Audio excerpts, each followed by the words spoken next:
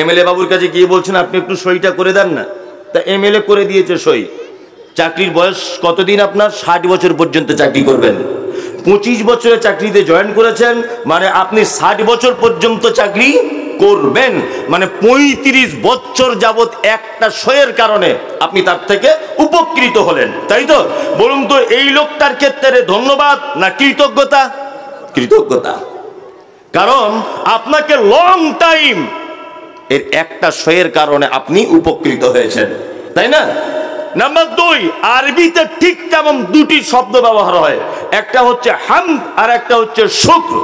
আমরা অনেক সময় বলি না শুকরিয়া, শুকরিয়া ভাই বলি না? শুকরিয়া মানে ধন্যবাদ, ক্ষণস্থায়ী উপকারের জন্য শুকরিয়া। আলহামদ শব্দ ব্যবহার হয় যিনি জন্ম থেকে মৃত্যু পর্যন্ত যার উপকার আপনার সাথে জড়িয়ে থাকে, এই ব্যক্তির জন্য, এই লোকের জন্য হামদ অর্থাৎ কৃতজ্ঞতা শব্দ ব্যবহার করতে হয়। এবার আপনাকে আমি বলছি, আপনার জন্ম থেকে নিয়ে মৃত্যু পর্যন্ত সমস্ত বডিটার, আপনার পৃথিবীতে চলা, খাওয়া, দেখা, টোটালটা কার? আল্লাহর। তাহলে আমরা আল্লাহকে শুকরিয়া দিয়ে শুরু করব না আলহামদ দিয়ে শুরু করব? আলহামদ দিয়ে শুরু করব। এটা একটা ব্যাপার বুঝে গেলেন। আর একটা জিনিস বুঝে যান যে সমস্ত প্রশংসা আল্লাহর হবে কেন? আমি একজন রাঁধুনি, খুব ভালো বিরিয়ানি রান্না করতে পারি। আপনি বিরিয়ানিটা খাচ্ছেন চকচক চকচক করে, খুব টেস্ট। আচ্ছা, অ্যাকচুয়ালি আমাদের চিন্তা ভাবনাতে বলুন তো বিরিয়ানিটা খাবার সময়তে কার প্রশংসা হওয়া উচিত? না, রাঁধুনির। ভুল বললেন আপনি। আমরা খেতে খেতে বলি না সত্যি রাঁধুনিটা হাতে মজা আছে? বলি কি বলি না? সব জায়গায় আল্লাহ আল্লাহ আপনি বলতে যাচ্ছেন কেন? একটু বুঝে বলুন। এটা একটা কাঠের ফার্নিচার, ভালো করে বুঝুন। আল্লাহর প্রশংসা বটি, ওটা আমি বোঝাচ্ছি আপনাকে, কিন্তু আমরা যেটা করি, এটা একটা কাঠের ফার্নিচার, খুব ডিজাইন করে চারিদিকে এই টেবিলটাকে তৈরি করা হয়েছে। বলুন তো অ্যাকচুয়ালি প্রশংসার দাবিদার বা প্রশংসার হকদার কে? মিস্ত্রির। এটাই কিন্তু স্বাভাবিক। আমি একজন মিস্ত্রি, আমি একটা বড় প্ল্যান করে দুতলা বাড়ি ডিজাইন করে তৈরি করেছি। বলুন তো বাড়িটা দেখার পরে প্রশংসা যদি হয়, তাহলে আমি মমতাজুল ইসলাম মিস্ত্রি, আমার হবে কি হবে না? হবে। কিন্তু আল্লাহ তাআলা শব্দ ব্যবহার করে দিয়েছেন আলহামদুলিল্লাহ। যাবতীয় প্রশংসা কার? আল্লাহ সুবহানাহু ওয়া তাআলা। এটা একটু কেমন লাগছে না যে আমি এত সুন্দর করে ফার্নিচারটা বানালাম আর প্রশংসা আল্লাহর হবে? হ্যাঁ, আমি 1 কোটি টাকা দিয়ে একটা BMW গাড়ি কিনলাম, আমি রোড ট্যাক্স দিলাম, আমি গাড়ির টাকা দিয়ে কিনলাম, ড্রাইভার আমি বেতন দিয়ে রাখলাম, অথচ 1 কোটি টাকার গাড়ি দেখে প্রশংসা করতে হবে কার? আল্লাহ। এটা ব্যাপারটা একটু কেমন লাগছে না? কেমন লাগার কিছুই নেই বন্ধু। আপনাকে বলছি, প্রত্যেক কাজের শেষ পর্যন্ত যদি আপনি পৌঁছে যান, দেখবেন সেখানে স্রষ্টা ছাড়া আর কাউকে খুঁজে পাওয়া যাবে না। আমি যে কাঠের মিস্ত্রি, যে কাঠ দিয়ে ফার্নিচার বানিয়েছি, বলুন পৃথিবীর কোন মেশিনের সাহায্যে 1 কিউবিক কাঠ তৈরি করা সম্ভব না। কাঠ কোথা থেকে হয়? গাছ থেকে। গাছ কার দান? আল্লাহর দান।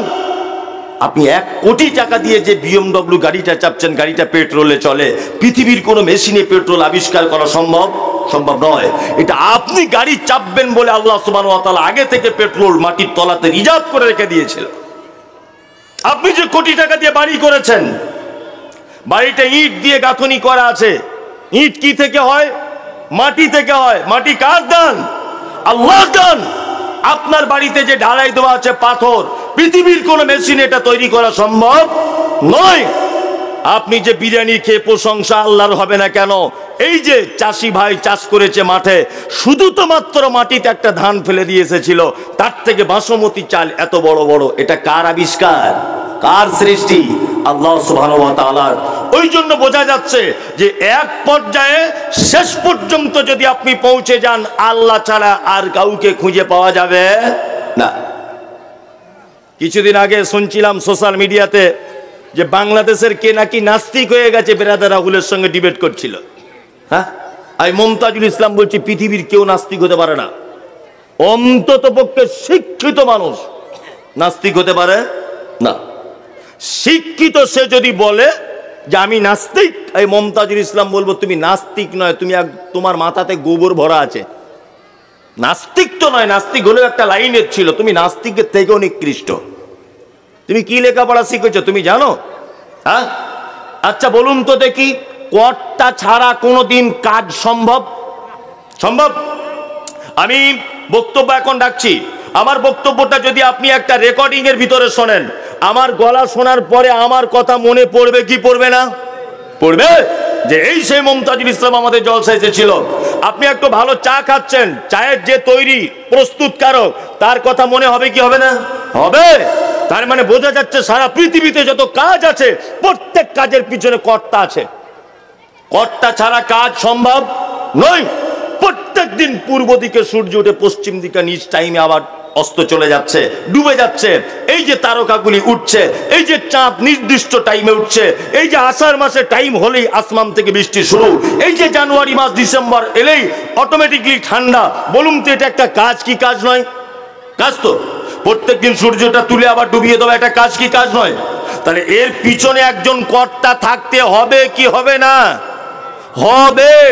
তাহলে তুমি নাস্তিক হলে কি করে তুমি গরু হতে পারো? তুমি নাস্তিক হতে পারো না। তাহলে এক কথা বোঝা যায়, সমস্ত ব্যাপারে শেষ পর্যন্ত পৌঁছে গেলে খুঁজে পাওয়া যাবে কাকে? আল্লাহ সুবহানাহু ওয়া তাআলাকে। আমরা এই জায়গাগুলো খুব ভুল করি না? কয়েকটা ভুল আপনাকে ধরিয়ে দিই। এক, আপনি নামাজে বললেন আলহামদুলিল্লাহি রাব্বিল আলামিন, আল্লাহ যাবতীয় প্রশংসা হলো তোমার। নামাজে বলে এলেন সালাত এইমাত্র, তাই না? বাড়িতে আপনার গাছে আম হয়েছে, আমটা খাচ্ছেন আর খেতে খেতে আসছিলেন, আসার সময় মসজিদের ইমাম সাহেবের জন্য এক পিস এনেছেন। ইমাম সাহেব আমটা খাচ্ছে আর বলছে আলহামদুলিল্লাহ খুব মিষ্টি। তখন গাছের মালিক বলছে আরে মিষ্টি হবে না, এই গাছ এনেছি মালদা জেলার পিওর ফজলি আম, আর যা ট্রিটমেন্ট আমি চালিয়েছি মিষ্টি হবে না মানে যাবে কোথায়? অন্য কারোর কাছে আম ধরেছে দেখেছো, আমার কাছে এত আম কেন? আমি পরিচর্যা ভালো করেছি। এই মাত্র বলে এসেছে সমস্ত প্রশংসা কার? আল্লাহ। বাড়ি এসে বলছে আমি ট্রিটমেন্ট ভালো করেছি তাই আম মিষ্টি হয়েছে। এই কথার সঙ্গে কোরআনের আয়াতের মুনাফিকি হলো কি হলো না? হলো। তার মানে খাইরিকি ওয়া শাররিহি মিনাল্লাহি তাআলা, ভালো মন্দ যা কিছু হবে একজন মুমিন কার উপরে ভরসা? প্রশংসা কার? আল্লাহ সুবহানাহু ওয়া তাআলার প্রশংসা হবে। তারপরে আর একটা শব্দ এসেছে রব্বিল আলামিন। আচ্ছা বলুন তো আল্লাহর নাম কটা? যার যেটা জানা আছে বলুন, আমি তো মারবো না আপনাকে। 99টা, তাই না? আচ্ছা এবার আপনাকে একটা কথা বলছি, 99টা নামের ভিতরে ইয়া আল্লাহ, ইয়া রহমান, ইয়া রহিম, ইয়া মালিক, ইয়া কুদ্দুস, ইয়া সালাম, ইয়া মুমিন, ইয়া মুহাইমিন, ইয়া আজিজ, ইয়া জব্বার, ইয়া ওয়াহাব, ইয়া কাহার, ইয়া গফফার, আছে না নেই? আছে। আচ্ছা বলুন তো কারো জানা আছে ইয়া রব্ব আছে? একটু জেনে বলুন। আছে? আছে? নাই? নাই। তাহলে নাই। আর একটা কথা আপনাকে বলছি, এক, আল্লাহর নাম কটা? জি না, ভুল না। আল্লাহর নাম বলছি শুনুন, আল্লাহর নাম একটা, তার নাম আল্লাহ। এই মুমতাজুল ইসলাম বক্তা, ভালো করে বুঝবেন। এই মুমতাজুল ইসলাম বক্তা, তা বক্তাটা কি আমার নাম না এটা আমার গুণ? আর আমার গুণ। আল্লাহর নাম আল্লাহ রহমান, আল্লাহ দয়ালু। কি বললাম বুঝলেন না? উনি দয়ালু, খুব বেশি দয়া করেন। গফুর, উনি ক্ষমা করতে পারেন। জি। উনি আজিজ, খুব জবরদস্ত ক্ষমতাবান। হাকিম, বিচারক, তাই না? ওয়াকিল, এই সমস্ত শব্দগুলো আল্লাহ তাআলার কি? গুণবাচক, গুণ আল্লাহ তাআলার। তাহলে নাম কে? আল্লাহ। আচ্ছা এইবার আপনাকে একটা কথা বলছি, আল্লাহর নাম আল্লাহ, 99টা নামের ভিতরে রব নেই, আছে? নেই। এবার আপনাকে বলছি তাহলে রব এলো কোথায়? এটা তাহলে জানতে ইচ্ছা করে, রব তাহলে এলো কোথা থেকে? আপনাকে এবার আমি বোঝাচ্ছি একটা জিনিস দিয়ে। আল্লাহ রহমান, রহিম, জব্বার, খালিক, মালিক, ওয়াহাব, কাহার, মুহাইমিন, মুমিন, যত নাম আছে আল্লাহ সুবহানাহু ওয়া তাআলার, টোটাল নামের যে গুণ আল্লাহ সুবহানাহু ওয়া তাআলা রবের ভিতরে সব গুণ ঢোকানো আছে, তার মূল নাম রব। প্রমাণ এই দেখুন, আপনাকে দেখায়। আল্লাহ তাআলা আদম আলাইহিস সালামকে তৈরি করলেন, তৈরি করার পরে কি বললেন? আলাস্তু বিরব্বিকুম, আমি কি তোমাদের রব নয়? এটা বলেছিল কি বলেনি? বলেছে। তাহলে আমাদের কাছ থেকে প্রথম স্বীকৃতি নিয়েছেন আল্লাহ, নিজেকে আল্লাহ বলে না রব বলে? রব। চলে গেলেন পৃথিবীর প্রথমে জেনে গেলেন, একদম শেষ কবরে প্রশ্ন করা হবে কি? প্রথমে মান রব্বুকা, তোমার রব কে বলো। ওখানে বলা আছে তোমার আল্লাহ কে বলো না। শুধু এই নয়, আপনি সালাত আদায় করবেন, নামাজে দাঁড়িয়েছেন, হাত বেঁধেছেন, আল্লাহু আকবার, আলহামদুলিল্লাহি রব্বিল আলামিন, এখানে একবার রব হয়ে গেল। আপনি রুকুতে গেলেন, কি দোয়া বলবেন? সুবহানা রব্বিয়াল আযীম। রুকু থেকে উঠলেন, আবার বলবেন কি? রব্বানা লাকাল হামদ, বলবেন না? আবার সিজদায় গেলেন, কি বলবেন? সুবহানা রব্বিয়াল আলা। এইখানেও রব। শুধু এই নয়, আপনি দুনিয়াতে কর্মজীবনে বিপদে পড়েছেন, অভাবে পড়েছেন, অসুখে পড়েছেন, যত রকমের আপনার বিপদ থাক না কেন, আল্লাহ কোরআন মাজিদে যত দোয়া করতে বলেছে, বান্দা আমাকে ডাক, প্রত্যেক জায়গাতে আল্লাহ বলে শুরু করা হয়নি, প্রত্যেক জায়গাতে রব বলে শুরু করা হয়েছে।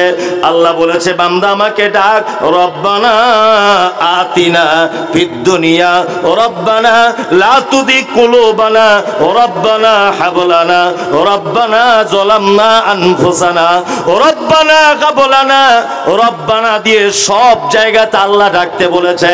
তার মানে বোঝা গেল আল্লাহর নাম আল্লাহ, তার গুণ নাম হচ্ছে সিফাতি নাম রহমান রহিম জব্বার কাহার। এই এতগুলো নাম রবের ভিতরে ঢোকানো আছে, সব রবের ভিতরে আছে। এবার আপনাকে আর একটা মজার জিনিস বলি, রবের বাংলা মানে কি? জি, এখন তো 7:30 বাজে। ঠিক আছে, আচ্ছা, কি পারপাস ওটা? ও আচ্ছা, ঠিক আছে, এখনো দেরি আছে। ওটা ওটা আমি ঠিক, আমার টাইম 8:30 পর্যন্ত, ও আমি ঠিক জায়গাতে চলে আসবো, ওসব টেনশন নেই। শুধু বলে দিয়েছেন, এটা আলহামদুলিল্লাহ। হ্যাঁ, চুপচাপ থাকুন, আর আমাকে কেউ কিছু বলবেন না।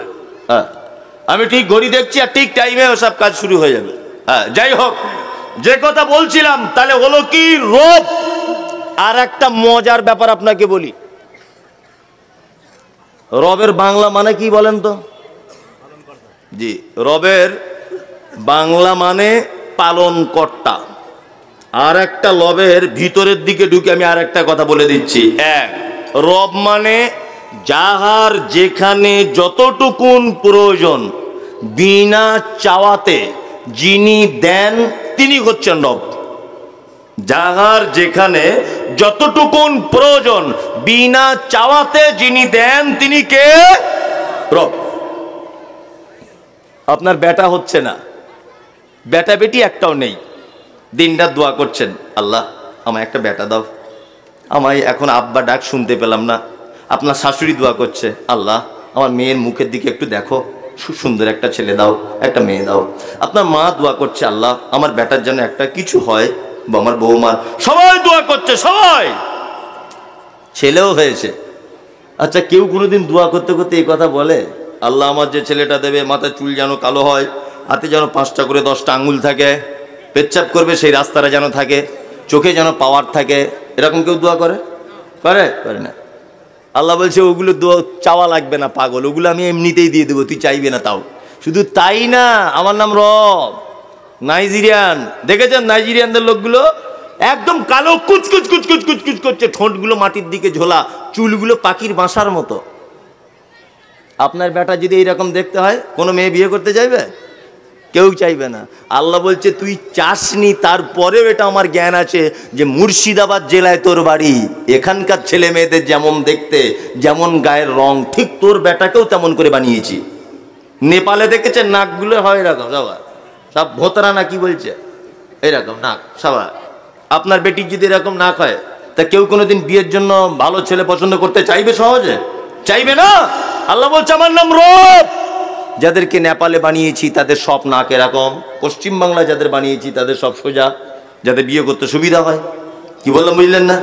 এর নাম কি? রব। দার্জিলিং এ কেউ গেছেন? দার্জিলিং হাত তুলুন, একজন হাত তুলুন। দার্জিলিং, আরে প্রচুর লোক তো জানি। আপনি এমনি যান, আপনি এমনিতে গেছেন, আর আমি মুমতাজুল ইসলাম ওখান থেকে গিয়ে মোটামুটি 1 ঘন্টার বক্তব্য রেডি করে নিয়ে এসেছি। আপনি তো এমনি গেছেন, আর আমি 1 ঘন্টার বক্তব্য রেডি করে নিয়ে এসেছি শুধু দার্জিলিং এ গিয়ে। আপনাকে রব দেখাচ্ছি, দেখুন দার্জিলিং থেকে। ওখানে গিয়ে রাস্তায় যে কুকুরগুলো ঘুরছে দেখলাম, আল্লাহর কসম তাদের গায়ের লোমগুলো দেখবেন এত বড় বড়। এই দেখেছেন কেউ? দেখেছেন? এত বড় বড়, ঠিক এত বড় বড় গায়ের লোম। আর মুর্শিদাবাদের কুকুরগুলো এইটুকুটুকু। কেন বলুন তো? এর নাম রব। আল্লাহ জানে যে মুর্শিদাবাদে বরফ পড়ে না, খুব মারাত্মক গরমও পড়ে না, এই জন্য এদের মিডিয়াম দিলে চলবে।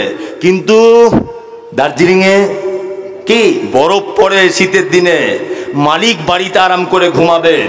আমি একটা কুকুর বলে প্রাণী তৈরি করেছি, তার তো কম্বল কাঁথা কিছু নাই। ওই জন্য আমি আল্লাহ আগে থেকে কম্বল সিস্টেম দিয়েই ওকে দার্জিলিং এ পাঠিয়েছি। সুবহানাল্লাহ বলুন। কি আশ্চর্য সৃষ্টি! রব। যার যেখানে যেটা প্রয়োজন চাওয়া লাগবে না, এমনিতে হয়ে যাবে। মেয়েরা দেখেছেন? মেয়েরা হাঁসের আর মুরগির বাচ্চা কি করে ফোটায়? মুরগির বাজুর তলাতে ডিম দিয়ে দেয়, দিয়ে বাচ্চা বার করে না? হাঁসেরও করে, মুরগিরও করে, কয় না? করে।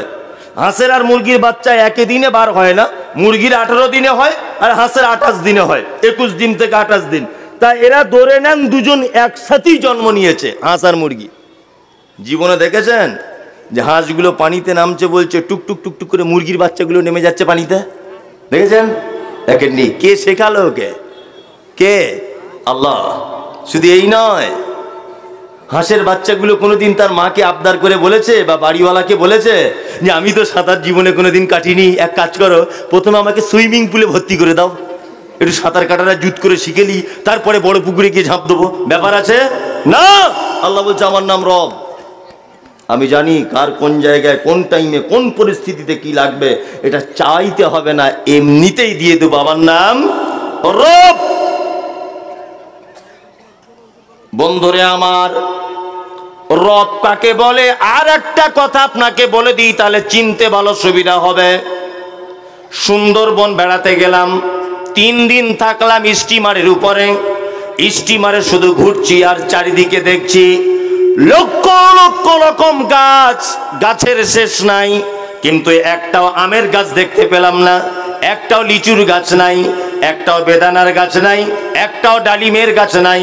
আমি নৌকাতে নামাজ পড়ছি, ইমামতি করছিলাম, আর মনে মনে ভাবছিলাম আল্লাহ, কোটি কোটি গাছ তুমি সুন্দরবনের মাটিতে তৈরি করেছ, কিন্তু একটাও কোনো ফলের গাছ নাই, কাঁঠালের গাছ নাই, জামরুলের গাছ নাই, সবেদার গাছ নাই, আমের গাছ নাই। কারণ কি?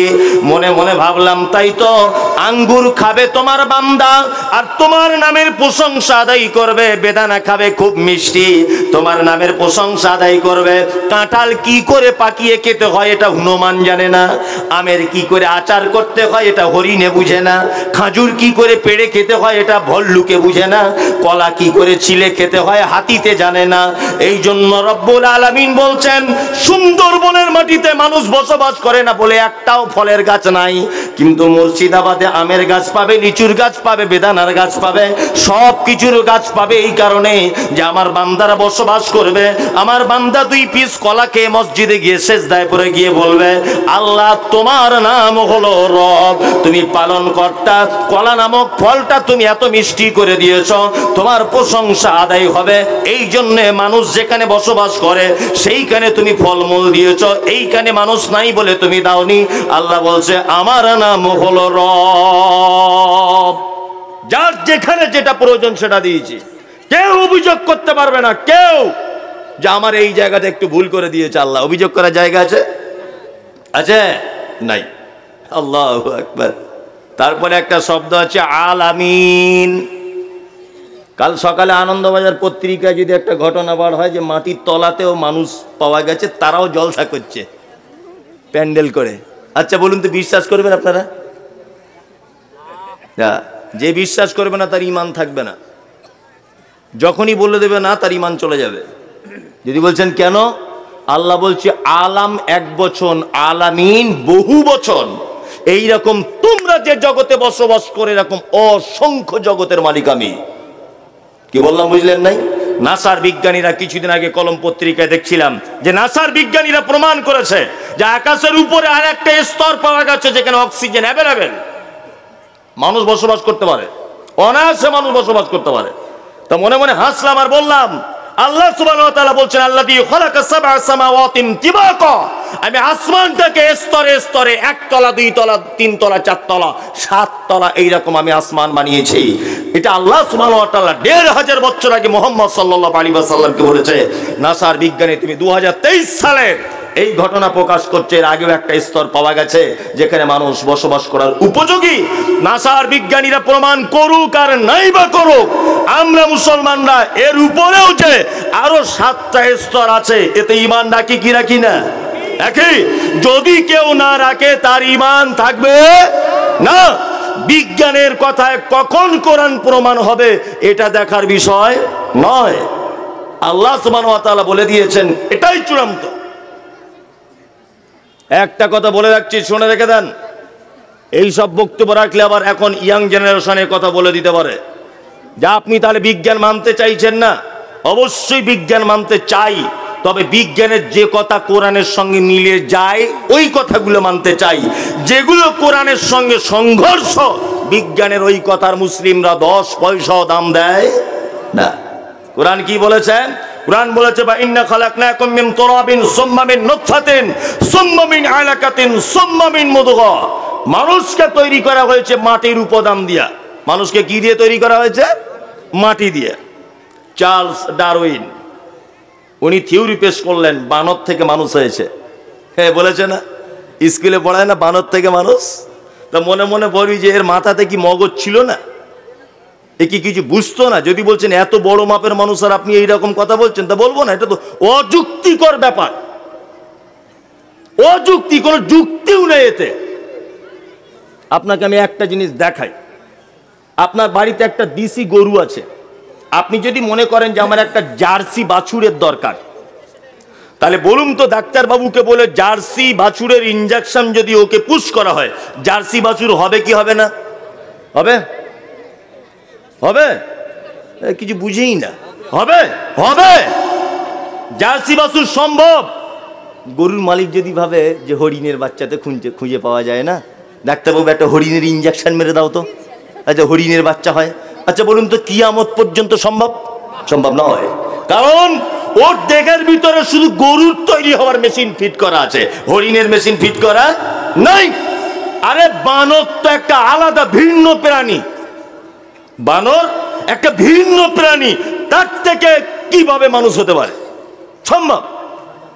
স্কুলে এখনো পর্যন্ত এই ক্যালেন্ডার টাঙানো আছে। একজন এইরকম করে আছে, আর একজন এইরকম, আর একজন এইরকম করে আছে, আর একজন দেখছি হাফ প্যান্ট পরে ন্যাংটো, তারপরে দেখছি একজন ফুল প্যান্ট পরে আছে। মানুষ স্কুলে এখনো পর্যন্ত রাখা হয়েছে।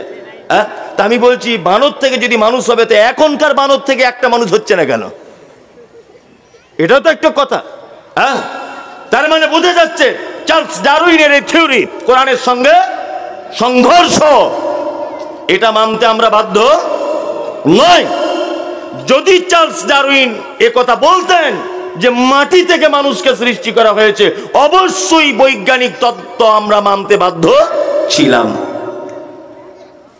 আলামিন, আল্লাহ তাআলা বলছেন অসংখ্য জগতের মালিক আমি।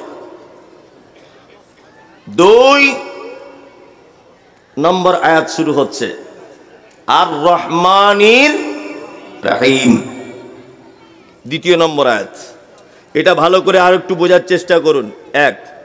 এই লোকটা বছরে 10,000 টাকা দান করে মাদ্রাসায়। আমরা ওকে কি বলবো? দানি, তাই তো? আমি করি বছরে 30,000 বা আমি করি 50,000, আমাকে লোক কি বলবে? দাতা। ওই যে আমার পিছনে যে লোকটা বসে আছে ও করে 1 কোটি, ওকে কি বলবে? দানবীর। কি বলবে? দানবীর। হাজী মোহাম্মদ মহসিনকে কি বলা হয়? দানবীর। তার মানে দানবীর মানে যার দান বেসুমার, তাই না? সবাই কিন্তু আমরা দান করেছি, এ 10,000, এই 50,000, ও 1 কোটি, তাই না? তাহলে এ হলো দানী, আমি হলাম দাতা, ও হলো দানবীর। রহমান মানেও দয়া, রহিম মানেও দয়া, দুটোই দয়া, তাই না? তবে রহমান যে দয়াটা, এটা হচ্ছে বেসুমার দয়া, যার দয়ার কোনো শেষ নেই, কুল কিনারা নেই, ইনি হচ্ছেন রহমান। আর রহিম সীমাবদ্ধ কিছু নির্দিষ্ট মানুষের প্রতি যিনি দয়া করেন, তিনি হচ্ছেন রহিম।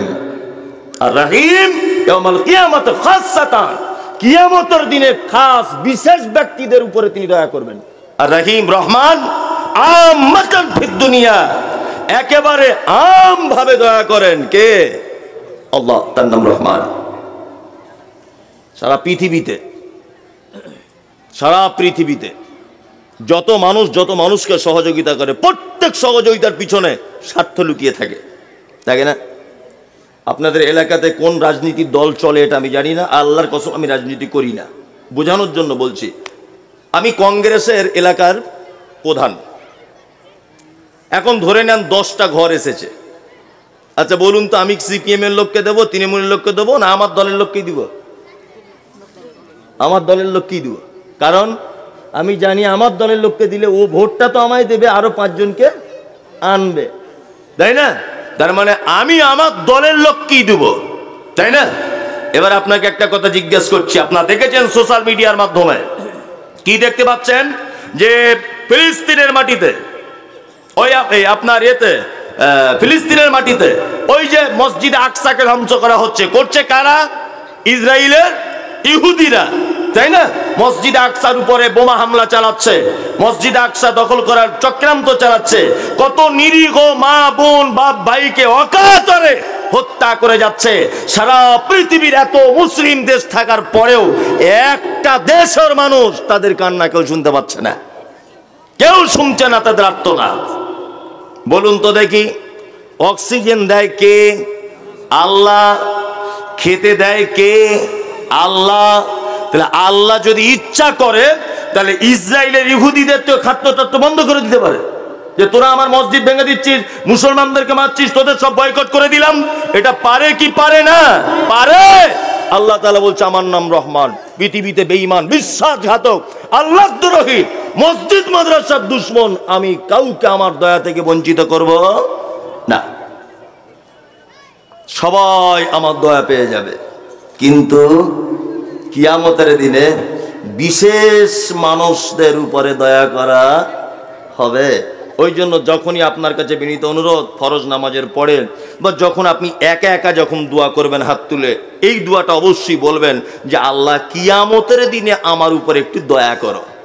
কিয়ামতে যদি কোনো মানুষের উপর আল্লাহ তাআলা দয়া করে দেন, তার ফলাফল জান্নাত, ফলাফল জান্নাত। বেশি বাড়াচ্ছি না। তারপরে কি বলি?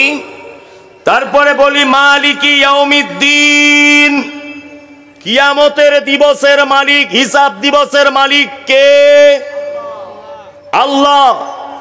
এইখানে একটা জায়গায় আপনার ঈমান নষ্ট করে দিচ্ছে এক শ্রেণীর চিটার বাটপার হুজুরেরা।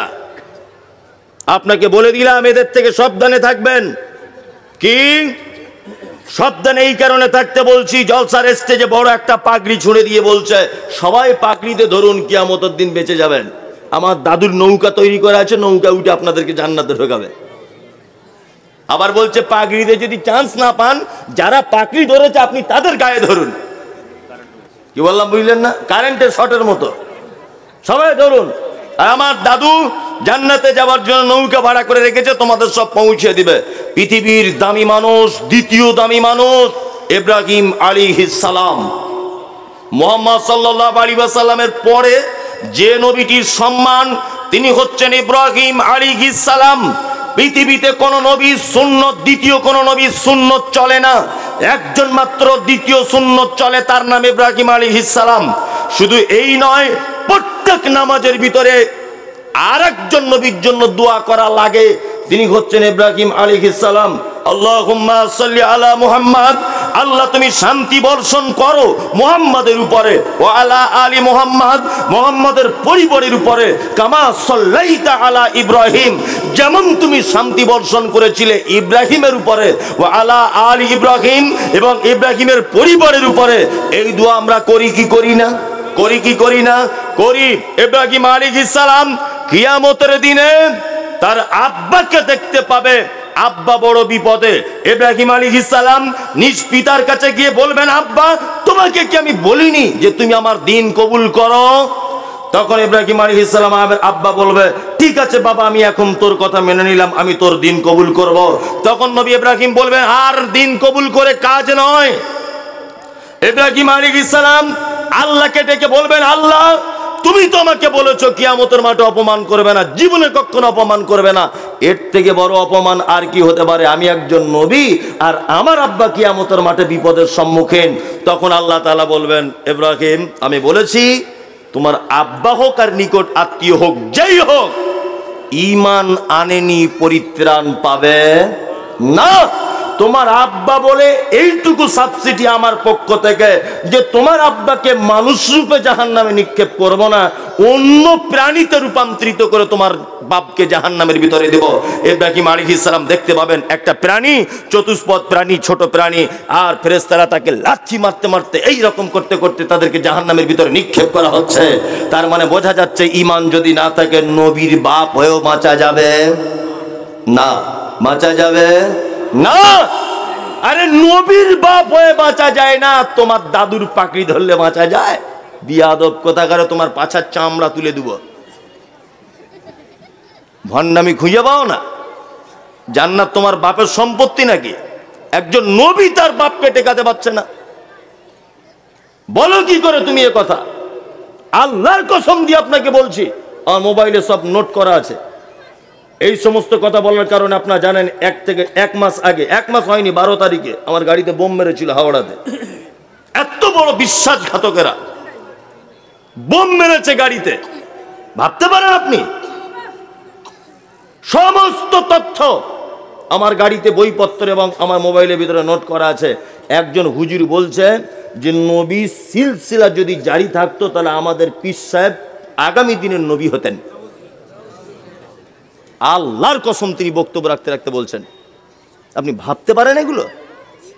এদের আকীদা মানহাজ কেমন?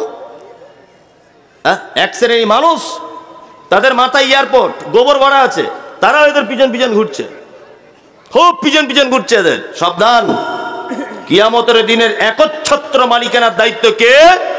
কে? আল্লাহ সুবহানাহু ওয়া তাআলা। কিয়ামত এটা মুখে বলি, কিয়ামত কেমন হবে জানেন তো? জানেন?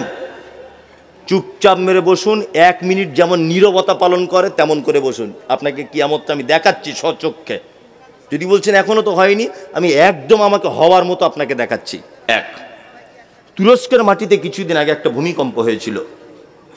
এই ভূমিকম্পটা হয়েছে এইভাবে কাঁপতে কাঁপতে, বিজ্ঞানীরা বলছে যে মাটি থেকে 8000 ফুট নিচেই মূল ভূমিকম্পটার উৎপত্তি। 8000 ফুট নিচে। এটা আমি আনন্দবাজার পত্রিকা প্রত্যেক দিন পড়ি, ওই পেপার থেকে পড়ে বলছি যে মাটি থেকে 8000 ফুট নিচে মূল ভূমিকম্পটার উৎপত্তি।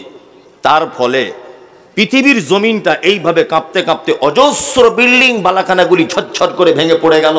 কত মানুষ, কত শিশু, কত গৃহপালিত পশু নিঃস্ব হয়ে গেল। ভাঙা স্তূপের ভিতরে তারা আটকা পড়ে গেল। কত মানুষ তারা মারা গেল। মারা গেল না? মারা গেল। আল্লাহু আকবার। বিজ্ঞানীদের একটা মতামত, এর নিচে একটা প্লেট, এই প্লেট সরে যাওয়ার ফলে, এর নিচে একটা স্তরে প্লেট, এই প্লেট সরে যাবার ফলে পৃথিবীর জমিন এইভাবে কাঁপতে কাঁপতে কাঁপতে কাঁপতে ভূমিকম্প শুরু হয়। এটা বৈজ্ঞানিকদের মতামত। যাই হোক, এটা পৃথিবীর ভূমিকম্প। কিয়ামতের দিনের ভূমিকম্প কেমন? আল্লাহ তাআলা বলছেন, ইজা যুলজিলাতিল আরযু যুলজালাহা ওয়া আখরাজাতিল আরদু আসকালাহা। কিয়ামতের দিবসের ভূমিকম্প মারাত্মক ভূমিকম্প, এমন ভূমিকম্প আল্লাহ তাআলা বলছেন ওয়া আখরাজাতিল আরদু আসকালাহা, মাটির তলার জিনিসগুলো উপরে তুলে দেওয়া হবে। সুবহানাল্লাহ। আপনি ভাবতে পারছেন? ঢালাই মেশিন দেখেছেন? বালি সিমেন্ট খোয়া পাথর দিয়ে যেমন এইরকমভাবে উপরের মাল নিচে, নিচের মাল উপরে, কিয়ামতের দিনের ভূমিকম্পের দৃশ্য ঠিক এরকম। কেমন হবে কিয়ামতের দিন? আল্লাহ তাআলা বলছেন, ইয়া আইয়ুহান নাসু তাকু রাব্বাকুম ইন্না যালযালাতাস সাআতি শাইউন আযীম। আল্লাহ তাআলা বলছেন, মানুষ তোমরা তোমাদের প্রতিপালককে ভয় করো, নিশ্চয়ই কিয়ামতের দিবসের ভয়াবহতা বড় কঠিন। কেমন ভয়াবহতা? আল্লাহ তাআলা বলছেন, ইয়াউমা তারাউনাহা তাযহালু কুল্লু মুরজিআতিন আম্মা আরজাত ওয়া তাযাউ কুল্লু যাতি হামলিন হামলাহা ওয়া তারান নাসা সুকারা ওয়া মা হুম বিসুকারা ওয়ালাকিন্না আযাবাল্লাহি শাদীদ। একটা প্রশ্ন আপনাকে মাঝখানে করে রাখছি, উত্তর আপনাকে দিতে হবে না। একটা কথা আজকে থেকে শিখে যান, পুরুষের থেকে নারীর ধৈর্য এবং সহ্য ক্ষমতা সব থেকে বেশি। চিকিৎসা বিজ্ঞানীরা বলছেন যে নারী নরমালে বাচ্চা দিতে গিয়ে যে কষ্টটা সহ্য করে, এই কষ্ট যদি কোনো পুরুষের হতো তাহলে শতকরায় 80% পুরুষ এক পর্যায়ে শেষ মারা যেত। এটা নারীর পক্ষে সম্ভব। আমি যদি এখন এই লোকটাকে একটা ঘুষি মারি এইভাবে, আমার ঘুষির ওজন যদি 50 ডিগ্রি সেলসিয়াস পর্যন্ত যদি হয় তাহলে এই লোকটা বাঁচবে। আমার ঘুষির ওজন যদি 52-53 ডিগ্রি সেলসিয়াস হয়ে যায় তাহলে এক পর্যায়ে মারা যাবে। চিকিৎসা বিজ্ঞানীরা বলছেন পুরুষ মানুষ 50 ডিগ্রি পর্যন্ত ক্ষমতা সহ্য করতে পারে, কিন্তু একজন নারী 56 ডিগ্রি ক্ষমতা পর্যন্ত সহ্য করতে পারে। 56 সহ্য করতে পারে। বাচ্চা হওয়ার যে কষ্টটা, এটা 56 ডিগ্রি সেলসিয়াস। এটা যদি কোনো পুরুষের হতো, পুরুষ মারা যেত, বাঁচত না। সব থেকে ধৈর্য সহ্য ক্ষমতা বেশি। আল্লাহ তাআলা বলছেন, কিয়ামতের দিনে ইয়াউমা তারাউনাহা তাযহালু কুল্লু মুরজিআতিন আম্মা আরজাত ওয়া তাযাউ কুল্লু যাতি হামলিন হামলাহা।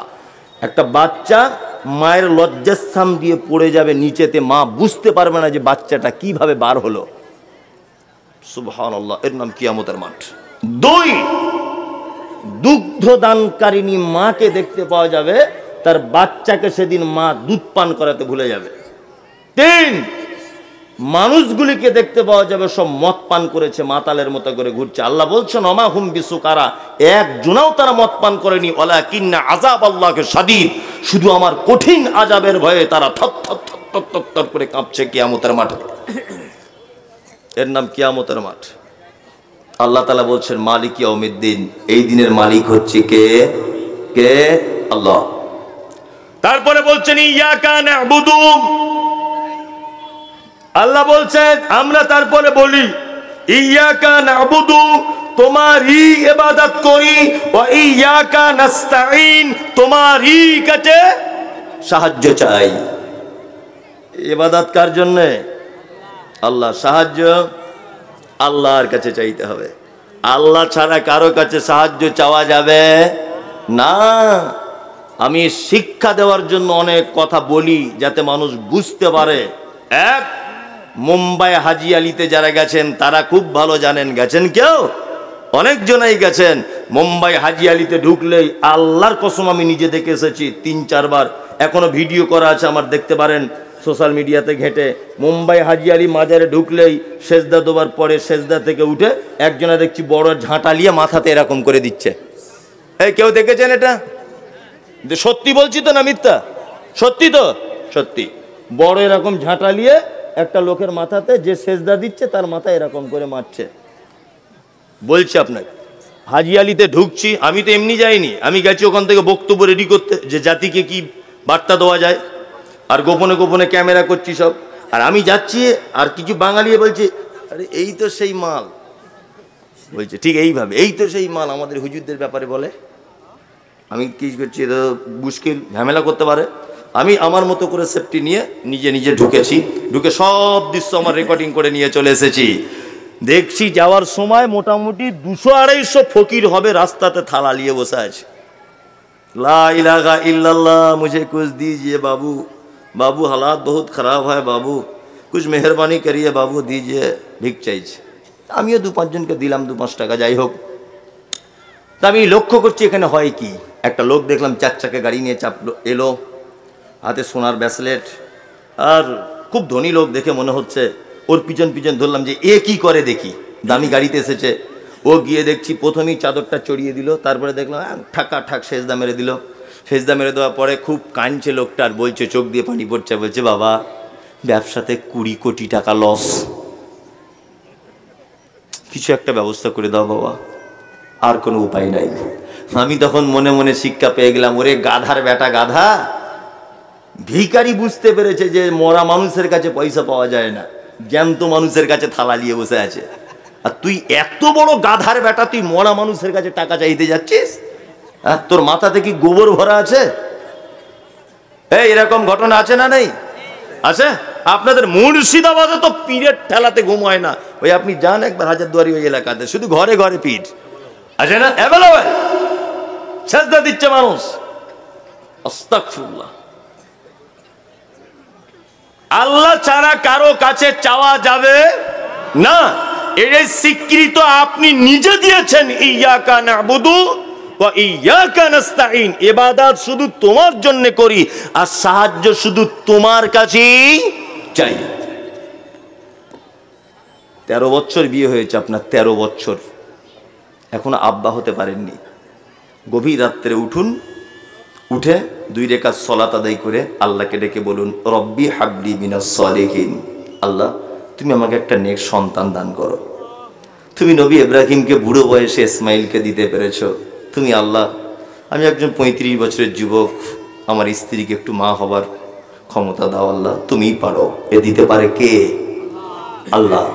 রুজির অভাব, রাতে সবাই যখন ঘুমিয়ে পড়ে 2 রাকাত নামাজ পড়ে বলুন, আল্লাহ ঋণগ্রস্ত, বেটির বিয়েতে বিপদে পড়ে গেছি, তুমি ব্যবস্থা করে দাও।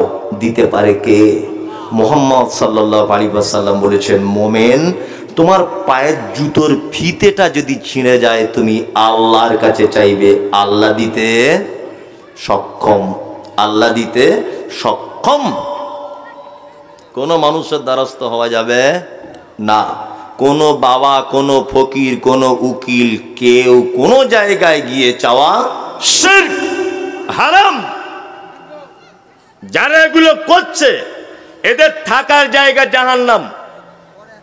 কি বললাম বললেন? একটা ভয়ঙ্কর কথা আপনাকে বলে রাখছি, শুনে রেখে দেন, ভয়ঙ্কর। কিয়ামতের দিনে জাহান্নাম থেকে কিছু মানুষকে কোনো একদিনের জন্য মুক্তি দিয়ে জান্নাত দেওয়া হবেই।